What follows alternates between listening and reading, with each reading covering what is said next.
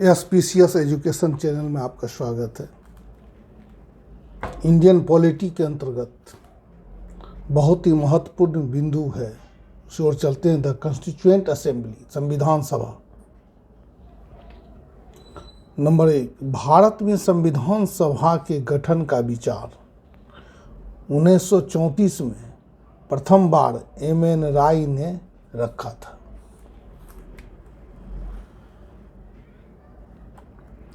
British प्रधानमंत्री Winston Churchill ने मार्च 1942 में घोषणा की कि भारत की संवैधानिक समस्या का हल खोजने के लिए सर स्टैफोर्ड क्रिप्स भारत का दौरा करेंगे। इस प्रकार 1942 के क्रिप्स प्रस्ताव में भारतीयों के संविधान सभा के निर्माण की मांग को स्वीकार कर लिया गया। 24 मार्च 1946 को ब्रिटिश मंत्रिमंडल के 3 सदस्य को भारत की संवैधानिक समस्या को दूर करने के लिए भारत भेजा गया। वो कौन थे? पैथिक लॉरेंस, लेबर पार्टी के थे, स्टैफोर्ड क्रिप्स जो अध्यक्ष थे, ए.वी. अलेक्जेंडर। इसे ही कैबिनेट मिशन के नाम से जाना जाता है। इस प्रकार से कैबिनेट मिशन की संस्तुतियों के आधार पर भारतीय संविधान के निर्माण हेतु जुलाई 1946 में संविधान सभा का गठन किया गया। नंबर 4, संविधान सभा में प्रत्येक 10 लाख की जनसंख्या पर एक सदस्य या प्रतिनिधि का प्रावधान किया गया। साथ ही संविधान सभा के प्रतिनिधियों का निर्वाचन प्रांतीय विधानसभा द्वारा एकल संक्रमणीय मत पद्धति से आनुपातिक प्रतिनिधित्व के आधार पर किया गया था। अगला पॉइंट, कैबिनेट मिशन के संस्तुतियों के आधार पर संविधान सभा के कुल सदस्यों की संख्या 389 निर्धारित की गई, जिसमें से 292 सदस्य ब्रिटिश भारतीय प्रांत के, 4 कमिश्नरी क्षेत्र के प्रतिनिधि और 93 को देसी रियासत के प्रतिनिधि थे। टोटल 389 प्रतिनिधि थे। परंतु देसी रियासत के 93 प्रतिनिधि ने खुद को संविधान सभा से अलग रखने का निश्चय किया। इसलिए ब्रिटिश भारत में 296 सीट पर ही अगस्त 1946 में चुनाव संपन्न हुए। चुनाव के पश्चात 208 सीट कांग्रेस को, 73 सीट मुस्लिम लीग को और 15 सीट अन्य दल को मिले। संविधान सभा में अपनी निर्बल स्थिति को देखकर मुस्लिम लीग ने संविधान सभा का बहिष्कार करने का निश्चय किया। हैदराबाद एक ऐसा रियासत था जिसके प्रतिनिधि संविधान सभा में सम्मिलित नहीं हुए। अगला पॉइंट, संविधान सभा की सदस्यता अस्वीकार करने वाले व्यक्ति थे तेज बहादुर सप्रू और जयप्रकाश नारायण, जबकि महात्मा गांधी ने संविधान सभा से बाहर ही रहना वो उचित समझा। संविधान सभा का प्रथम अधिवेशन 9 दिसंबर 1940 को संपन्न हुआ तथा इस प्रथम संविधान अधिवेशन में डॉक्टर सच्चिदानंद सिन्हा को अस्थायी अध्यक्ष चुना गया तथा उपस्थित सदस्यों की संख्या 210 थी। इस अधिवेशन को मुस्लिम लीग ने बहिष्कार किया और पृथक संविधान सभा की मांग की। संविधान सभा का दूसरा अधिवेशन 11 दिसंबर 1946 को हुआ, जिसमें डॉक्टर राजेंद्र प्रसाद को अस्थायी अध्यक्ष चुना गया। 13 दिसंबर 1946 को जवाहरलाल नेहरू द्वारा संविधान सभा में उद्देश्य प्रस्ताव को प्रस्तुत कर संविधान की आधारशिला रखी गई एवं 22 जनवरी 1946 को संविधान सभा द्वारा उद्देश्य प्रस्ताव को पारित कर दिया गया। बाद में इसी उद्देश्य प्रस्ताव को भारतीय संविधान की प्रस्तावना में महत्वपूर्ण स्थान दिया गया तथा प्रस्तावना को भारतीय संविधान की आत्मा कहा गया है। 22 जुलाई 1947 को ही संविधान सभा द्वारा राष्ट्रीय ध्वज यानी तिरंगा को अपनाया गया। 15 अगस्त 1947 को भारत स्वतंत्र हो गया। स्वतंत्रता के पश्चात भारतीय संविधान सभा में सीटों की संख्या घटकर 299 रह गई क्योंकि 90 सीटें पाकिस्तान के संविधान सभा में चली गई थी। अगला पॉइंट, संविधान के निर्माण के लिए 60 देशों के संविधान का अध्ययन कर विभिन्न प्रकार के समितियों का गठन किया गया था, जैसे कि संचालन समिति, संघ शक्ति समिति, संघ संविधान समिति, प्रांतीय संविधान समिति एवं अन्य।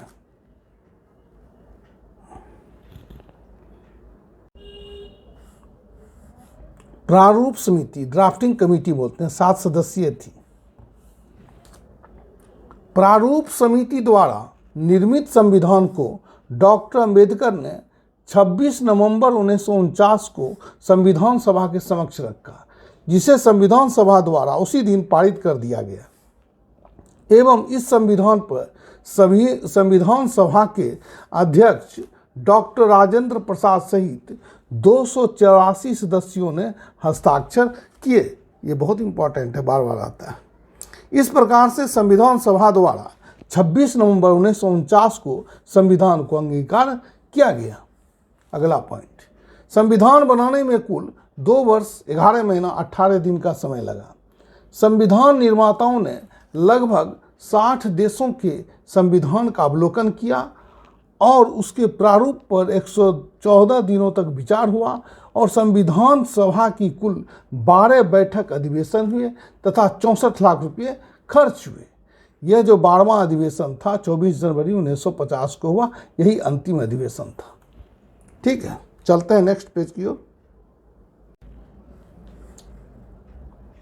पॉइंट नंबर 17, संविधान सभा का अंतिम अधिवेशन 24 जनवरी 1950 को जो 12वां अधिवेशन था को संपन्न हुआ तथा इसी अंतिम अधिवेशन में संविधान सभा द्वारा सर्वसम्मति से डॉक्टर राजेंद्र प्रसाद को भारत का प्रथम राष्ट्रपति चुना गया तथा 24 जनवरी 1950 को ही संविधान सभा द्वारा राष्ट्रीय गान एवं राष्ट्रीय गीत को भी अपनाया गया।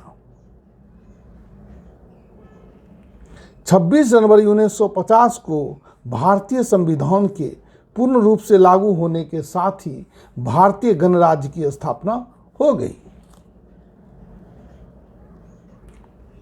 26 जनवरी 1950 को ही भारत सरकार ने सारनाथ स्थित सम्राट अशोक के सिंह स्तंभ के शीर्ष भाग की अनुकृति को भारत के राज्य चिन्ह के रूप में अपनाया गया। तिरंगा यानी राष्ट्र ध्वज का प्रारूप यानी डिजाइन मैडम भीखाजी कामा ने तैयार किया था।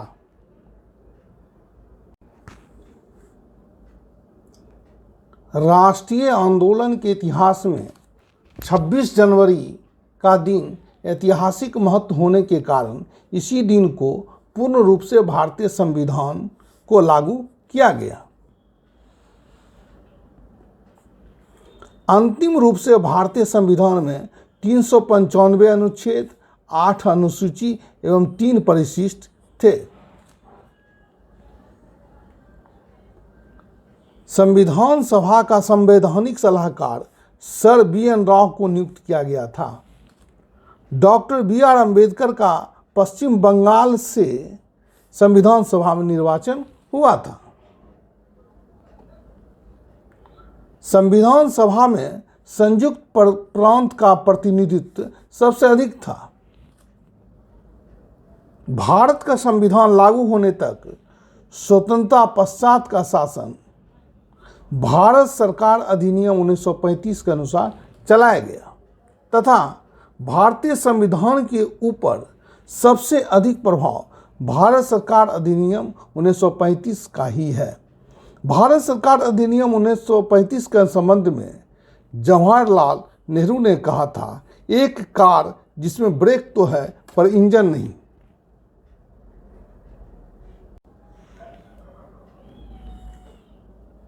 ग्रेनविले ऑस्टिन ने भारतीय संविधान सभा के विषय में कहा था कि संविधान सभा कांग्रेस थी और कांग्रेस भारत था। भारत की स्वतंत्रता के समय इंग्लैंड में लेबर पार्टी की सरकार थी। लॉर्ड माउंटबेटन योजना 3 जून 1947 सम्राट होता है। इसके बाद ब्रिटिश संसद थी। ब्रिटिश संसद 2 भागों में थी, एक हाउस ऑफ कॉमन निम्न सदन, एक हाउस ऑफ लॉर्ड्स जो उच्च सदन है। ब्रिटेन के प्रधानमंत्री क्लीमेंट एटली जो लेबर पार्टी से थे ने भारत के तत्कालीन परिस्थिति को देखते हुए 20 फरवरी 1947 को हाउस ऑफ कॉमन में एक ऐतिहासिक घोषणा करते हुए कहा कि जून 1948 से पूर्व ही भारतीयों को सत्ता सौंप दिया जाएगा। साथ ही क्लीमेंट एटली ने बेवेल के स्थान पर लॉर्ड माउंटबेटन को भारत का वायसराय बनाकर भेजा। इस प्रकार से 24 मार्च 1947 को लॉर्ड माउंटबेटन भारत का वायसराय बने।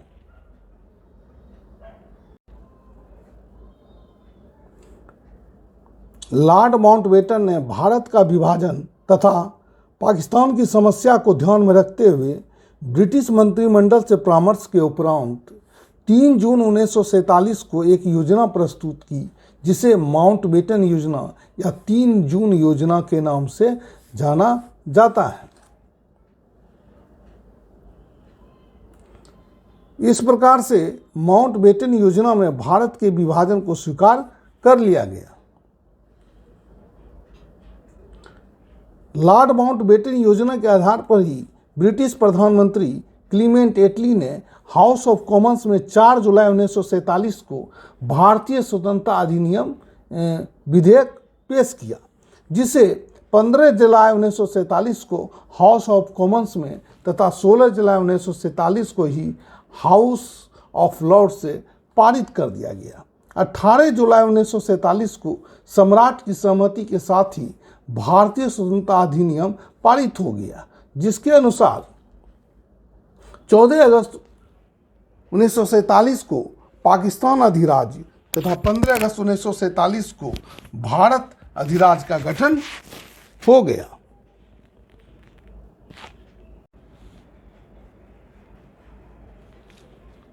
मोहम्मद अली जिन्ना माउंटबेटन योजना से संतुष्ट नहीं थे, परंतु चर्चिल का संदेश मिलने पर उसने इसे स्वीकार कर लिया। खान अब्दुल गफ्फार खान, जिन्हें सीमांत गांधी के नाम से भी जाना जाता है, उन्होंने विभाजन को विश्वासघात बताया और बंटवारे का विरोध करते हुए कहा कि खुदाई खिदमतगारों को भेड़ियों के सामने फेंका जा रहा है। लॉर्ड माउंटबेटन जो 1947-48 तक स्वतंत्र भारत के प्रथम ब्रिटिश गवर्नर जनरल बनाए गए। चक्रवर्ती राजगोपालाचारी को 1948 से 50 तक भारत के प्रथम भारतीय एवं अंतिम गवर्नर जनरल बनाए गए। भारत का संविधान विश्व का सबसे बड़ा लिखित एवं सर्वाधिक व्यापक संविधान है। भारतीय संविधान में भारत को राज्यों का संघ माना गया है। डॉक्टर BR अम्बेडकर ने भारतीय संविधान को एक पवित्र दस्तावेज कहा है।